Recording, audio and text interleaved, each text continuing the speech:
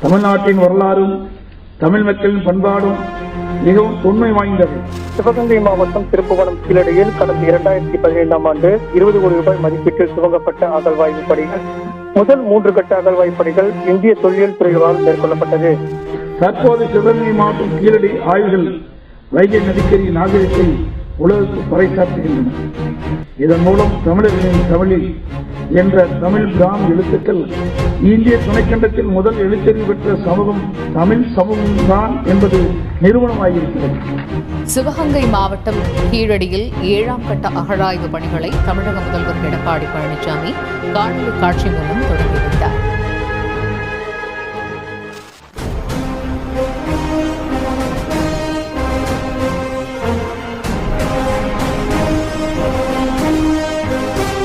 இந்த இனிய நாளில் கீழடி அகழ்வாயில் கண்டெடுக்கப்பட்ட தொழில் பொருட்களை காட்சிப்படுத்துகிற சிவகங்கை மாவட்டம் திருப்புவனம் வட்டம் கொந்தகை கிராமத்தில் ஒரு புதிய உலகத்தரம் வாய்ந்த அருங்காட்சியகம் 12.21 கோடி ரூபாய் செலவில் அமைக்கப்படும் என்பதை பெரும் மகிழ்ச்சியுடன் தெரிவித்துக் கொள்கிறேன்.